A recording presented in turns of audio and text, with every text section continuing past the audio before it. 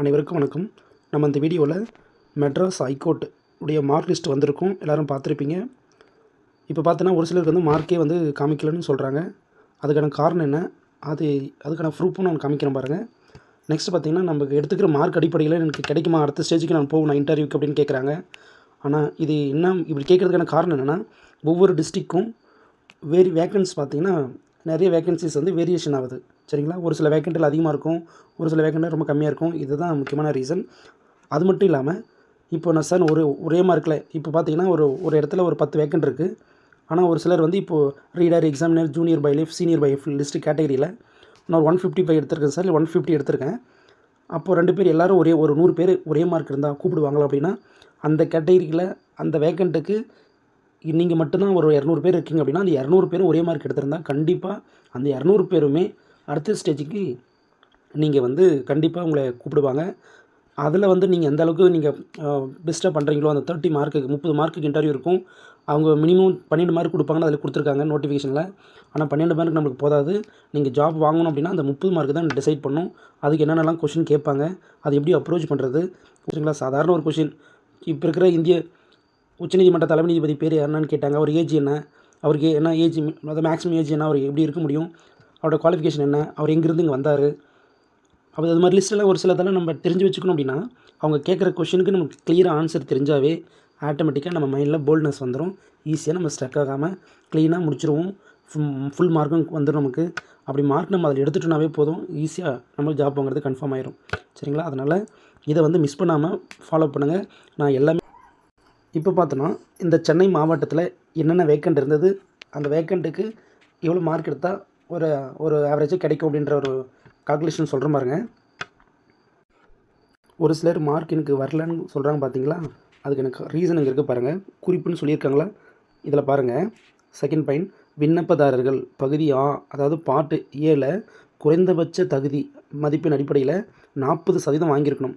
40% அப்படின்னா 20 மதிப்பெண்கள் வாங்கியிருந்தால் மட்டும்தான், பெற்றிருந்தால் மட்டுமே பகுதி பி, அதாவது பார்ட் பி. சரிங்களா, பார்ட் பியோட மதிப்பீடு வந்து செய்யப்படும் அப்படின்னு சொல்லி கொடுத்துருப்பாங்க. அதனால் நீங்கள் பார்ட் ஏலே ஃபெயில் ஆகிருப்பீங்க, அந்த கேட்டகரி எடுத்துகிட்டு 20 மார்க் எடுத்துருக்க மாட்டீங்க. அதனால் உங்களுக்கு பார்ட் பி வந்து எவாலுவேட் பண்ணியிருப்பாங்க, பண்ணாமல் கேன்சல் பண்ணிகிட்டு இருப்பாங்க. சரிங்களா, இன்னொரு பாயிண்ட் சொன்னாங்கன்னா, அதாவது ஒரே மார்க்கு எடுத்திருந்தால் அவங்க நம்மளை கூப்பிடுவாங்களா அடுத்த ஸ்டேஜுக்கு அப்படின்னு ஒரு சிலர் கேட்டிருந்தாங்க. அதுக்கான பதில் பாருங்கள். ஒத்த மதிப்பெண் பெற்றிருக்கும் விண்ணப்பதாரர்கள் அனைவரும் பாருங்கள், ஒத்த மதிப்பெண் பெற்றிருக்கும் விண்ணப்பதாரர்கள் அனைவரும் வாய்மொழி தேர்வுக்கு அழைக்கப்படுவார்கள்.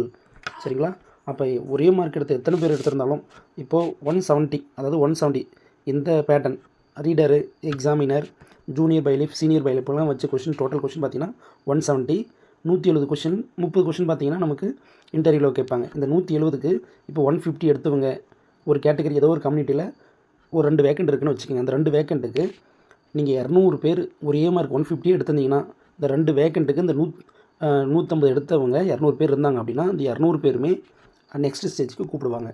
சரிங்களா, நீங்கள் வேணால் நீங்கள் இன்டர்வியூ போகும்போது பார்ப்பீங்க, நிறைய கூட்டமாக இருக்கும். சரிங்களா, ஏன்னா ஒரே மார்க்கில் இருப்பாங்க. அப்போ நம்ம பெஸ்ட்டு கொடுக்கணும், அதில் தான் இருக்குது. சரிங்களா, இதில் சென்னை போஸ்ட்டில் சென்னையில் பார்த்தீங்கன்னா எக்ஸாமினருக்கு எத்தனை வேக்கண்ட்னா 2 வேக்கண்ட்டு, ஜூனியர் பை லைஃப் பார்த்திங்கன்னா 9 வேக்கண்ட்டும், ப்ராசஸ் ரைட்டர் பார்த்திங்கன்னா 1 வேக்கண்ட்டும், ஜெராக்ஸ் ஆப்ரேட்டர் பார்த்திங்கன்னா இதில் 2 வேக்கண்ட்டும். சரிங்களா, இது சென்னையில் இருந்தது. மொத்தம் பார்த்திங்கன்னா இது ஒரு 2, 3, 12, 13, 14 வேக்கண்ட் தான் சென்னையில் இருந்தது மொத்தமே. இந்த 14 வேக்கண்ட்டுக்கு சென்னையில் மட்டும் 1000 கணக்கில் போய் எழுதுனாங்க. நிறைய பேர் எக்ஸாம் எழுதியிருக்காங்க. ஆனால் இன்டர்வியூக்கு நிறைய பேர் செலக்ட் ஆகுவாங்க. நீங்கள் ஸ்ட்ராங்காக இருங்க. அடுத்த ஸ்டேஜுக்கு என்னென்ன படிக்கணும், என்னென்ன பிளான் A to Z நான் சொல்கிறேன், இதை ஃபாலோ பண்ணுங்கள்.